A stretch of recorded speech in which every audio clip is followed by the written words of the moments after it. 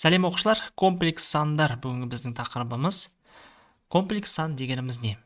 Комплекс сан z тең x плюс i y түрінде жазыла алатын сандарды комплекс сандар деп атаймыз.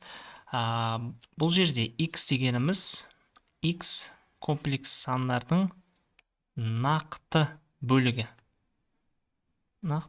Ал y-іміз жорамал бөлігі деп аталады. Жорамал бөлігі. I минус 1-ге тең. I тең түбір астында минус 1-ге. Комплекс сандар. Натурал сандардан бастап комплекс сандарға дейін біз қазір былай істейміз. Бір неге салып көрейік. Олар қалай орналасқан. Ең бірінші біз натурал сандардан бастаған болатынбыз. Олар n әрпімен белгіленеді. Натурал сандар санау үшін қолданылатын сандар. Одан кейін бүтін сандарға көштік. Бүтін сандар натурал сандарды да қамтиды. Бүтін сандардан кейін рационал сандар, бөлшек сандар кетті. Бөлшек сандардың ішіне натурал сандарды, бүтін сандарды кіреді. Домалақтап қойайық. Рационал сандардан кейін иррационал сандарды өттік. Иррационал сан бұлар түбір астынан шықпайтын сандар. Мысалға түбір астында 7. Бұл иррационал сан. Ал енді осы екеуін де қамтитын сандар бар. Рационал сандарды да, иррационал сандарды да. Бұл бізде нақты сандар. R әрпімен белгіленеді. Ал бүгінгі тақырыбымыз комплекс сандар.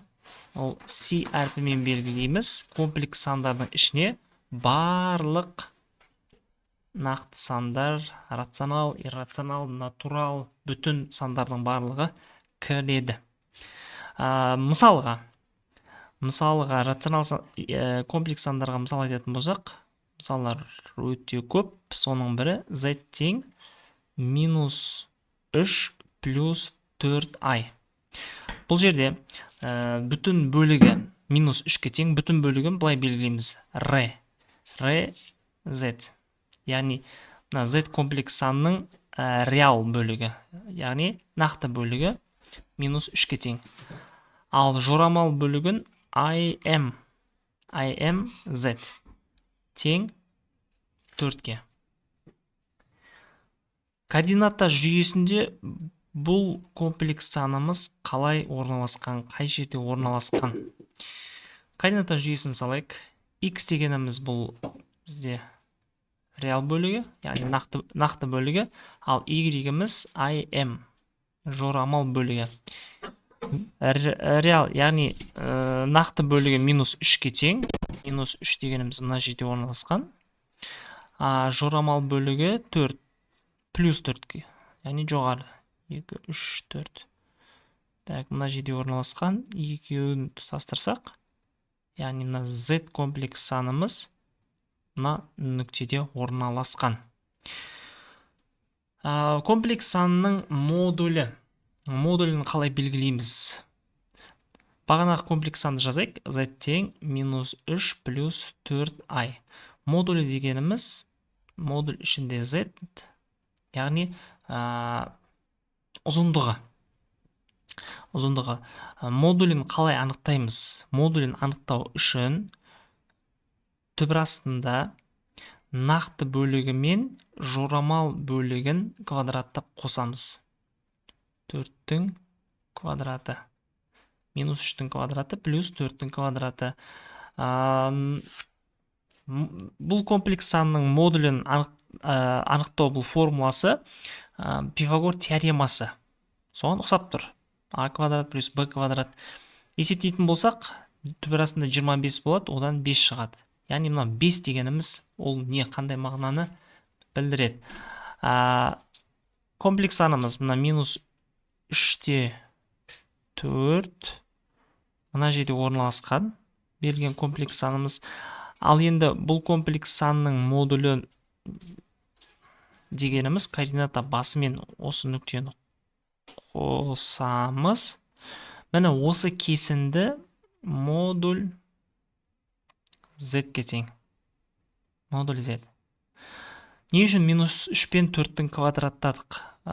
Біз егер тікбұрышты үшбұрышқа толтыратын болсақ, мынау 4-ке тең болады ұзындығы, ал мына екінші катеті 3-ке тең болады.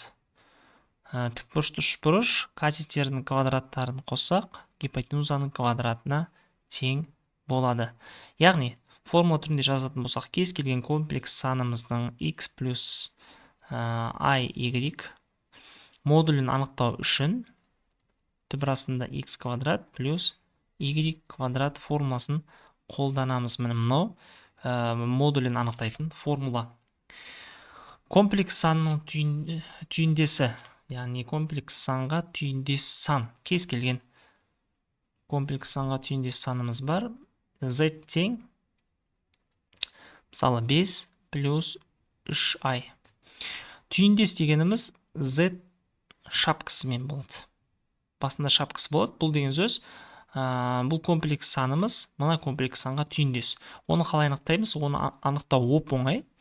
5 жорамал бөлігіне қарама-қарсы санды жазамыз. 5 минус 3i болады. Яғни, айдың алдында тұрған коэффициент оң сан болса, теріс сан жазамыз түйіндесіне. Егер мына жерде теріс сан болса, онда оның түйіндесі оң сан болады. Нақты бөлігі өзгертпей солай көшіріп жазамыз. Жалпы түйіндес бізге не үшін қажет? Егер мына екі түйіндесті көбейтетін болсақ, z-ті оның түйіндесіне көбейтетін болсақ, бізде мынандай көрініс болады. 5 минус 3i. Екеуін көбейтетін болсақ, бұл a плюс b, a минус b, a-ның квадраты минус b-ның квадраты. 25 азайту 9i квадрат. i квадрат деген бұл түбірастында минус 1-ге тең i, оның квадраты минус 1 болады. Сонда 25 плюс 9. Бұл бізде 34-ке тең болады. Яғни мақсат айдан құтылу. Екеуін бір-біріне көбейтетін болсақ, айдан құтылатын боламыз. Мына кестені бірге толтырайық. Құрметті оқушылар, комплекс сандар берілген. Оның нақты бөлігі, жорамал бөлігін тауып жазамыз.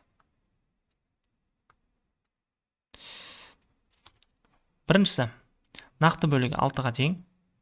Жорамал бөлігі минус 8-ге тең. Ал модулін анықтайтын болсақ, түбірастында 6-ның квадраты плюс минус 8-дің квадраты. 6-ның квадраты 36 плюс 64 100-ге тең, одан 10 шығады. Демек модулі 10-ға тең. Түйіндесіне келетін болсақ, түйіндесі 6 плюс 8i-ға тең болады. Келесі, минус 5 плюс 12i. Нақты бөлігі минус 5, жорамал бөлігі 12.